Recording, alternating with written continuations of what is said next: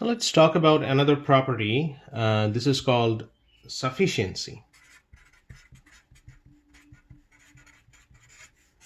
So what we have so far: unbiasedness, then relative efficiency, consistency.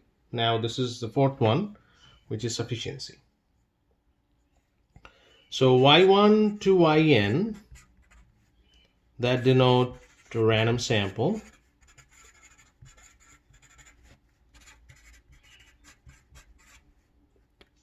From a probability distribution.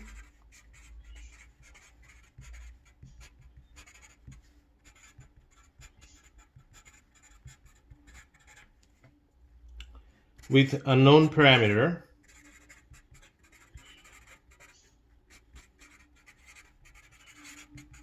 theta. The statistic u, which is a function of y1 to yn, is said to be sufficient for theta if the conditional distribution of y1 to yn given u does not depend on theta. So this is the formal definition of sufficiency, and I'll do an example, but this is sometimes hard to prove for different distributions. x1 follows a Poisson distribution with lambda, x2 follows a Poisson with lambda, so both are lambdas. So u, which is x1 plus x2, that is also a Poisson distribution with 2 lambda. We have to show that u is sufficient for lambda. So show that u is sufficient for lambda. Now we will use the conditional property. So x1 equal to small x1, x2 equal to small x2, given u equal to small u. If I can show that this does not depend on lambda, then this is sufficient. So this expression does not depend on lambda. So, well, let's use the usual definition. So the top part will be x1 equal to x1 and x2 equal to x2, and the bottom part will be u equal to u. This is, if you remember, probability of A given B, which is probability of AB over probability of B. That's what we are using here. So what's the top part of the expression? What that would be? So I'm just writing it, the top part of the expression here, so that you can see that what is the expression here. This is the expression that I'm writing. So let's write that.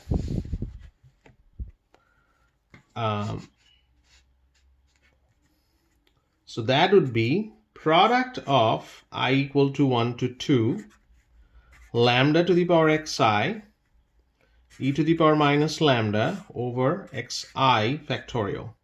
Now divided by, now this expression right here, that's what we want to write. That will be just 2 lambda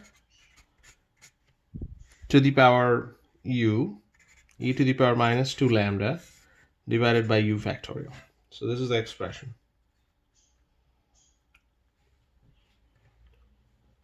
Now this can be written as lambda to the power u, because this is x1 plus x2, and this can be written as e to the power minus 2 lambda. So let's do that. Lambda to the power u e to the power minus 2 lambda divided by xi factorial, product of that I equal to 1 to 2, and this is, I can multiply and flip it, so that will be u factorial divided by 2 to the power u lambda to the power u e to the power minus 2 lambda. So this and this can cancel. So this expression will be u factorial divided by product of I equal to 1 to 2 xi factorial and 2 to the power u. So this is free of lambda, this expression. Since this expression is free of lambda, we can say that u is sufficient for lambda. Now, this is a harder way of doing this. So we will find a simpler way. But even going to the simpler, we have to use a theorem. Even before going to that theorem, we have to define something. This is the definition that's very important. And I'm going to use that definition for another concept too later on. So this is a definition you have to pay attention to. This is called likelihood. Y1 to yn are sample observations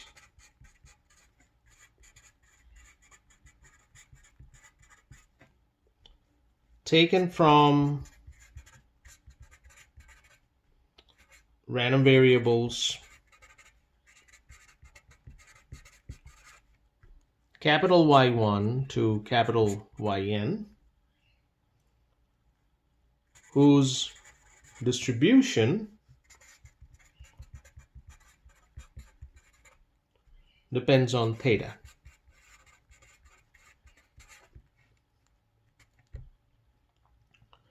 Then the likelihood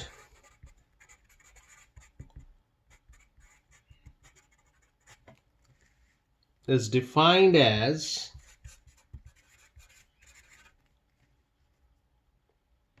L theta, which is equal to L Y1 to Yn given theta, which is a joint density of Y1 to Yn. So this is a joint density that I'm writing. So what would be the different version for PMF and PDF? So if this is the L theta, this is what we want to write in terms of PMF or PDF. What we're going to write?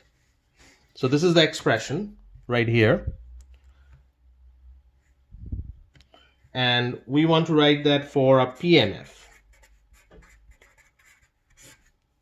So then L theta will be equal to P of Y1 to Yn given theta, which can be written as P of Y1 given theta times, so individually we can multiply Yn given theta. Similarly for PDF, so this is for the discrete, this is for the continuous. PDF means a density function. So this is F Y1 to Yn given theta. Individually we can multiply. So this is what it means. Okay, so why we are defining this? Because of this property, this theorem that we're going to use. This is called Neyman, and very important. This is the way we can prove sufficiency. We can use this as how to sufficient to prove it. Neyman-Fisher factorization theorem, also known as NFFT. What does it say? So this is we're going to use all the time. So U be a statistic based on Y1 to Yn, then U is sufficient for theta if the likelihood, meaning the joint distribution, L theta can be factored as two non-negative functions. So how are we going to factor this? L theta, that can be factored as G of U theta and times H of Y1 to Yn. these two functions. So this function contains u and theta. This function is only based on y. So it is independent of theta. So that's what we're writing. This is a function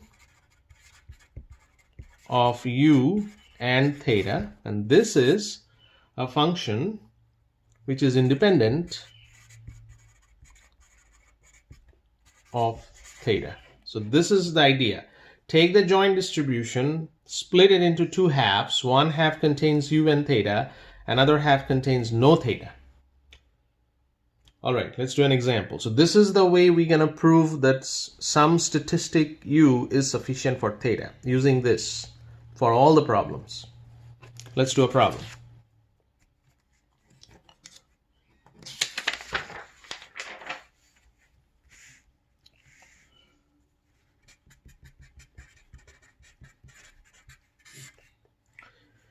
Say f of yi, that is given as 1 over theta a to the power minus yi over theta. This is exponential.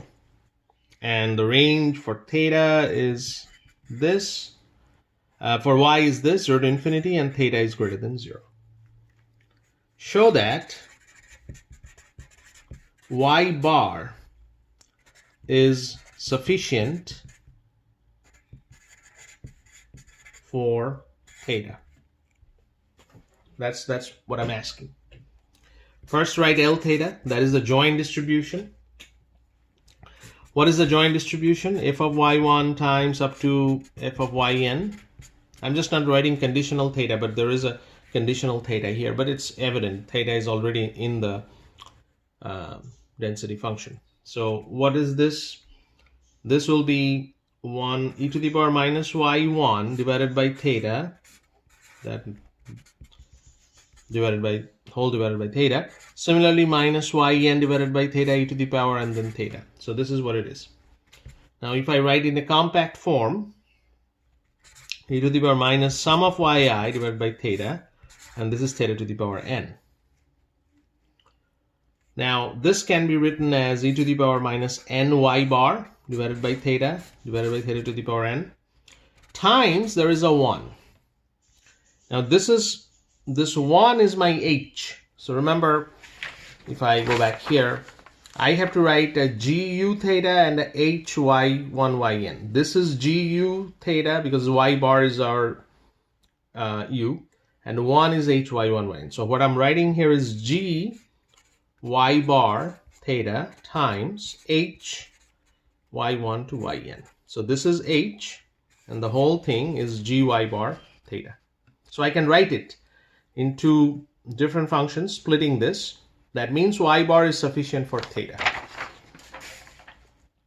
And you have to mention that by NFFT, Niemann-Fisher factorization theorem, y bar is sufficient for theta.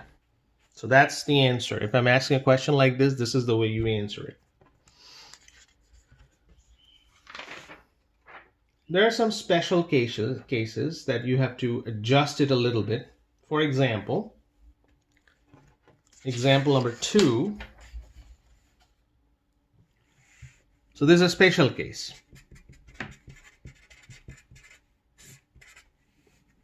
Xi, those follows IID, uniform 0 theta. And I'm defining Tn as the maximum of x1 to xn. Is Tn sufficient for theta? That's what I'm asking. What do you have to do? First, L theta, that's you have to write, which is fx1 up to fxn, multiplying this, which is 1 over theta to the power n, because that's the PDF. 0 less than x1 less than xn less than theta. Now here is the clue. Your range should always be independent of theta. If it depends on theta like this, then you create a function. So let us define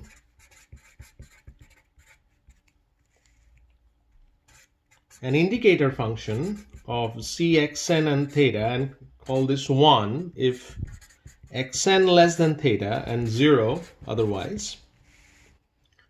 And then I can write this L theta as 1 over theta to the power n C of xn theta. This means that we are including, this is coming up as an indicator function and it's multiplied with this, with 1 over theta to the power n. So that's the whole thing. If your range depends on theta, which is normally not always that depends on theta, some cases it does, then you have to write that as an indicator function of those two variables, the statistic and the variable, as 1 when xn less than theta. And you have to write the likelihood function as a multiplication, considering this as a product here, as an indicator function. So this is a convention. This is, you have to remember for these, only for these problems, a few problems. And then this is pretty easy. The whole thing is, so this is times, there's a 1, right? So this whole thing is gxn theta, and this is of course h of x1 to xn. So by NFFT, xn is sufficient for theta.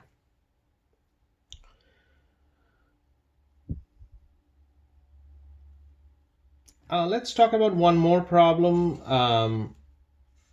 This is actually an application of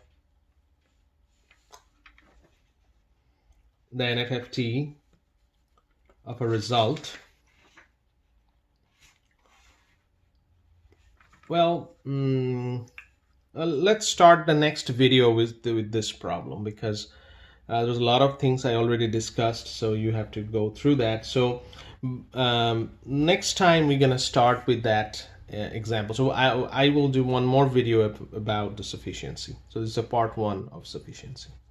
All right.